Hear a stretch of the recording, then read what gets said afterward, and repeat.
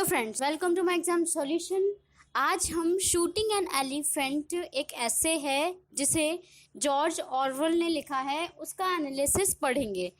तो शुरू कर लेते हैं ऐसे। लेकिन उससे पहले मैं आपको बताना चाहूँगी ये ऐसे जो है ये बेसिकली जो लाइफ है कॉलोनिज्म जो हुआ था, कॉलोनिज्म एंड इम्पीरियलिज्म जो हुआ था उसकी लाइफ बताने की कोशिश कर रहा है। उसमें जो ये ऑरवेल नाम के व्यक्ति हैं ये किस तरह की कंडीशन से जूझते हैं और कैसे जो पूरा का पूरा इम्पीरियलिज्म है उसको लोकल लोग कैसे हेट करते हैं। ही लेकिन ये भी कहा जा सकता है कि ये लोग जो हैं जो इम्पीरियलिज्म कर रहे हैं, जो इम्पीरियस लोग थे वो कहीं ना कहीं इनका जो है कुछ भला करने की कोशिश कर रहे थे, इन द सेंस कि इनको कोई स्ट्रक्चरलिज्म जो होता है उसके आगे लेके जा रहे थे। फिलहाल तो हम ऐसे शुरू कर लेते हैं जो कि हमारा ऐसे है जॉर्ज ऑरवेल ने लिखा है ये ऐसे शूटिंग एन एलिफेंट। ये एक नैरेटिव ऐसे है। इसमें जॉर्ज ऑरवेल है, इनकी खुद की लाइफ इन्होंने डिस्क्राइब कर रखी है। इसमें कैसे एक पुलिस ऑफिसर की जो ये भूमिका निभा रहे हैं।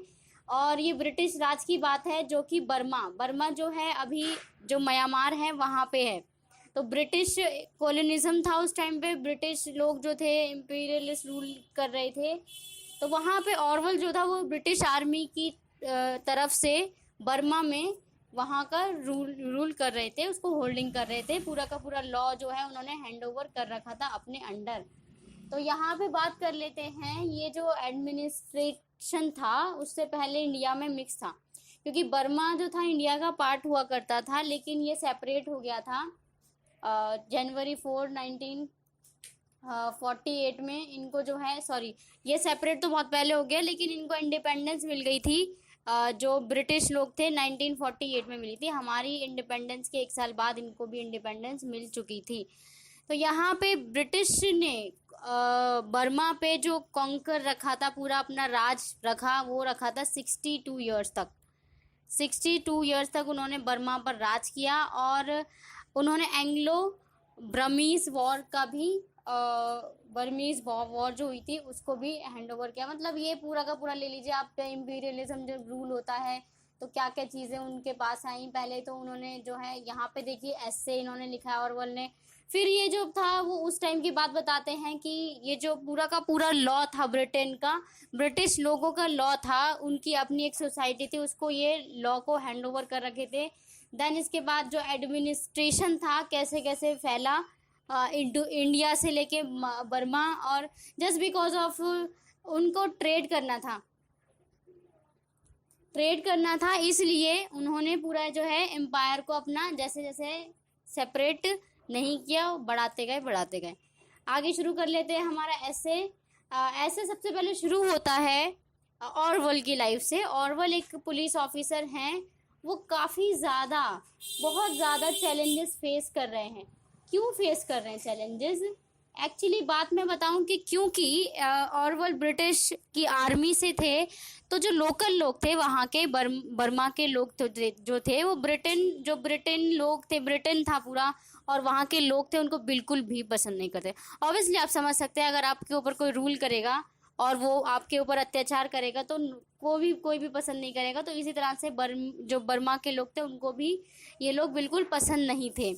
इनफैक्ट वो जो हैं बर्मा के लोग थे ये हेट करते थे इनसे, इतनी नफरत करते थे कि ये चाहते थे कि बस ये लोग कैसे भी करके इनके देश से निकल जाएं। ओके, इंडिया में भी इस तरह के जो है बहुत ज़्यादा हेटरेट चल रहा था, ब्रिटिश जो लोग थे उनके खिलाफ चल रहा था, लेकिन यहाँ पे बर्मीज़ लोगों का जो है हेटरेट दिखाया गया है।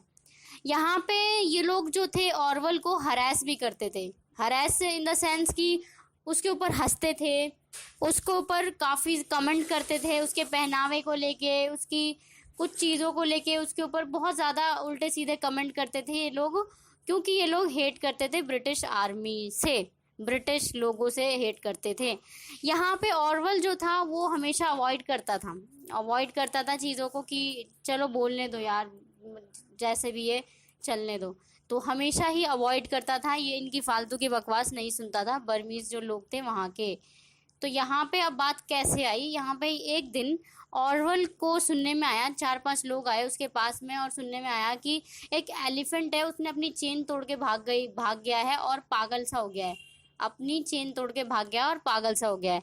तो एलिफेंट जो है वो बाजार में घूम रहा है, लोगों को तबाह कर रहा है, मार रहा है, ठीक है। तो लोग पहुंचे थे, बर्मीज जो लोग थे वो सारे के सारे पहुंचे थे ऑरवल के पास कि हमें बचाओ इस एलिफेंट से, इस पूरे के पूरे एलिफेंट से हमें बचाओ, ये जो पागल हो चुका है एलिफेंट।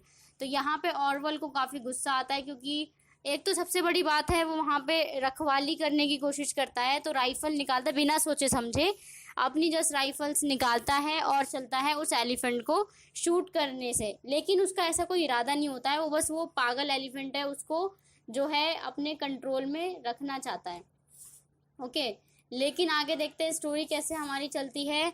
जब ऑरवल पहुंचा टाउन में, जो टाउन था वहाँ पे जो एलिफेंट ने तबाही मचा रखी थी वहाँ पहुंचा, तो यहाँ पे एलिफेंट सच में जो था उसको लगा कि जो है ये तबाही मचा रहा है, तो इसने कुछ नहीं देखा कि क्या है, क्या हो रहा है, क्या नहीं हो रहा, लेकिन इसने क्या किया, शूट कर दिया एलिफेंट को शूट कर दिया, एक गोली उसने मारी। उसके बाद एलिफेंट जो है वो और पागल हो गया, क्योंकि अगर वो पागल भी नहीं होगा, उसको शूट लग गया, उसको गोली लग गई तो भी वो पागल हो जाता है एनिमल।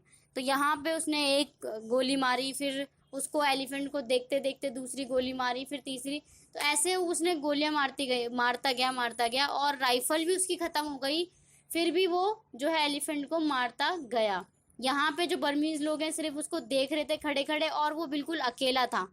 एक चीज़ मैं बता दूं, यहाँ पे जो ऑरवल था वो अपनी किसी सेना के साथ या किसी 3-4 ऑफिसर्स के साथ नहीं आया था, वो अकेले ही आ गया था अपने जो है बिल्कुल ये देखकर कि आज बर्मीज लोगों ने मेरी हेल्प मांगी है, वरना हमेशा हंसते रहते हैं इस टाइप की चीज़ें।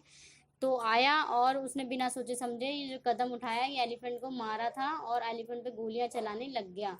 आगे क्या होता है, आगे होता है एलिफेंट मरने की कगार पे आ जाता है और उसे पता चल जाता है करीबन एलिफेंट को टाइम लगेगा मरने में, कम से कम 1-2 आधा घंटा तो कम से कम लगेगा मरने में। तो वहाँ पे वो उसी को वहीं पे छोड़ के चला जाता है। और फिर आगे क्या देखता है, आगे देखता है जैसे वो जाने लगता है तो बर्मीज लोग जो आते हैं, बर्मीज लोग हैं सारे के सारे, वो क्या करते हैं, एलिफेंट मर चुका है अब, ठीक है, एलिफेंट मर चुका है, तो यहाँ पे बर्मीज लोग उसका जो मीट है वो उठा उठा के अपने घर लेके जा रहे थे। एलिफेंट का जो पूरा का पूरा मीट था, एलिफेंट पड़ा हुआ है रोड पे, उसका मीट उठा के अपने अपने घर लेके जा रहे हैं, कलेक्ट कर रहे हैं उसको जल्दी जल्दी जल्दी जल्दी। और जस्ट लेकिन क्योंकि एलिफेंट को वो मीट ले रहे थे, एलिफेंट का मीट ले रहे थे बस, तो उसके ऊपर कोई किसी ने प्रेज नहीं किया कि तुमने हमारी जान बचाई है, तुमने ऐसे किया। उसको ऐसा लगा उस मोमेंट में कि वो एक फूल है, एक बेवकूफ़ बना, एक बेवकूफ़ आया इनकी बातों में आके, उसने एक वाइल्ड एनिमल का किल कर दिया, वाइल्ड एनिमल को मार दिया जो कि अगेंस्ट था, एक ऑफिसर के लिए अगेंस्ट था, और उसने मार दिया उसको।